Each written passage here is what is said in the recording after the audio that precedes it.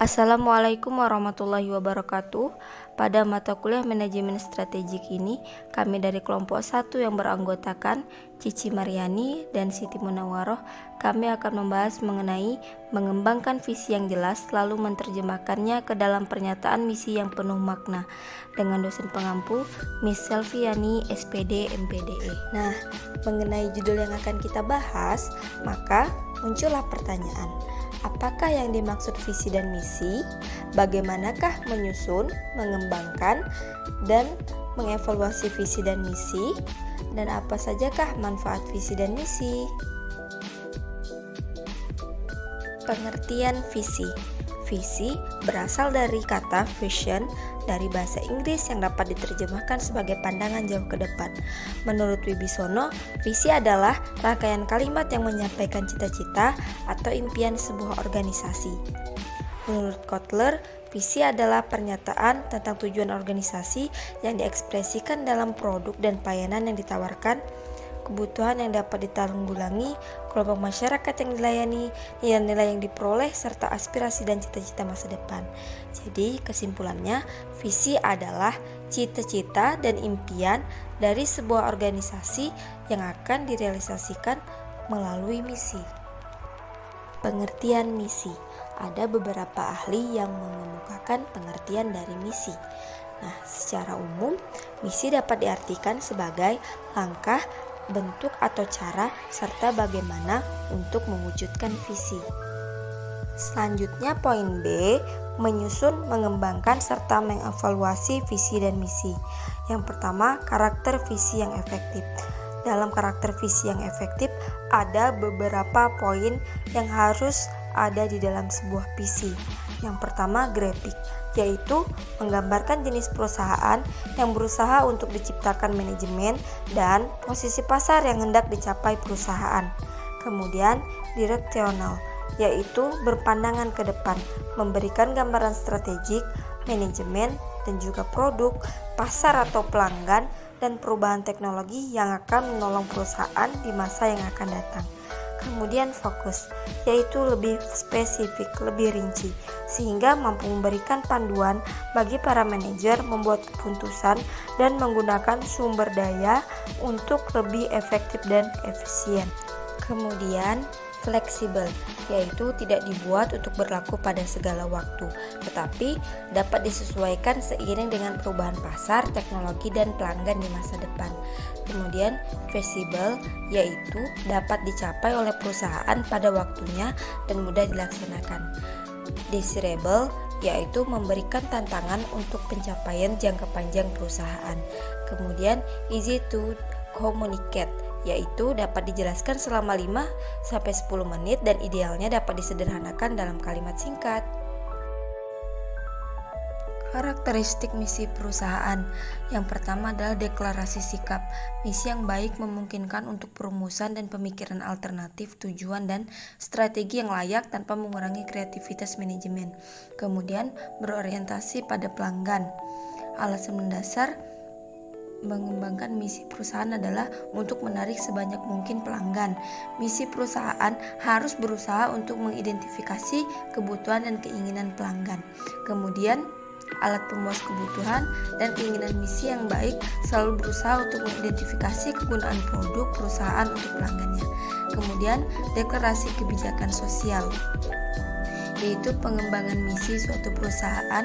Kebijakan sosial ini secara langsung mempengaruhi pelanggan, produk, pasar, teknologi, profitabilitas, dan citra perusahaan. Menurut David, terdapat 9 komponen yang harus terangkum dalam suatu misi perusahaan. Yang pertama, customer ataupun pelanggan, yaitu misi harus menyebutkan siapa yang menjadi pelanggan, siapa pelanggan perusahaan. Kemudian produk or service, produk atau jasa, apa produk atau jasa utama perusahaan. Kemudian market, pasar. Nah, mencari jawaban dari pertanyaan secara geografis di mana perusahaan akan berkompetisi.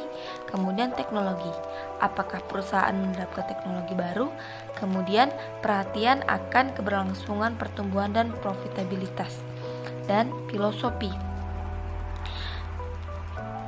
Apa dasar kepercayaan, nilai, aspirasi, dan prioritas etika perusahaan. Kemudian konsep diri.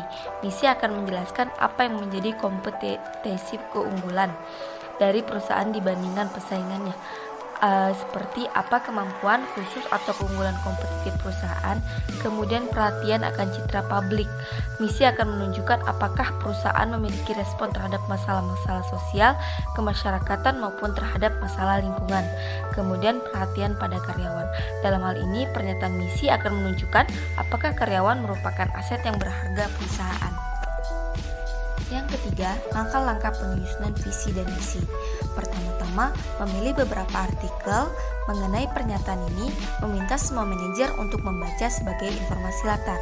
Kemudian, meminta para manajer mengeluarkan pendapatnya untuk membuat sendiri pernyataan visi dan misi bagi organisasi ataupun perusahaan. Kemudian, yang ketiga, ataupun yang poin C adalah meminta seorang fasilitator atau dewan manajer puncak menyatukan pernyataan ini ke dalam sebuah dokumen dan membagikan draft pernyataan kepada semua manajer. Kemudian, permintaan akan perubahan, penambahan, dan penghapusan diperlukan setelahnya saat diadakan sebuah pertemuan untuk merevisi dokumen tersebut. Kemudian, ketika semua manajer telah memberikan masukan mereka serta mendukung dokumen final, organisasi ataupun perusahaan dapat dengan mudah memperoleh dukungan manajer untuk aktivitas perumusan, penerapan, dan pengevaluasian strategi. Kemudian, ada banyak cara yang dapat dilakukan untuk mendukung upaya ini. Salah satunya ialah dengan adanya pembentukan forum-forum diskusi. Assalamualaikum warahmatullahi wabarakatuh. Baiklah, saya akan melanjutkan membacakan makalah kami yang yaitu 4. Mengembangkan visi yang jelas, lalu menerjemahkan ke dalam misi yang penuh makna. Pertama, perwujudan visi yang dilakukan secara benar dari seseorang pemimpin akan menghasilkan komitmen dan membangkitkan motivasi yang tinggi bagi bawahan. Yang kedua, seorang pemimpin visioner akan mampu mewujudkan visi kepada seluruh anggota organisasi melalui kontribusi masing-masing terhadap organisasi.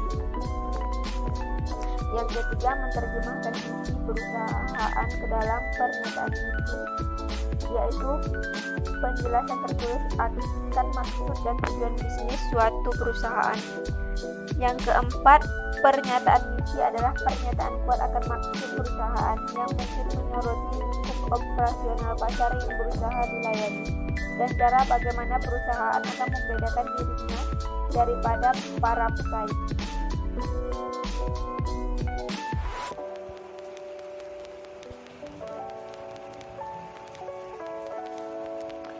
Selanjutnya poin C, yaitu tujuan serta pemanfaatan penetapan visi dan misi. Yang pertama, tujuan penetapan visi perusahaan. A. Mencerminkan suatu yang akan dicapai perusahaan. B. Memiliki orientasi pada masa depan perusahaan. C. Menimbulkan komitmen tinggi dari seluruh jajaran dan lingkungan perusahaan. D. Menentukan arah dan fokus strategi perusahaan yang jelas. E. Menjamin kesinambungan kepemimpinan organisasi perusahaan.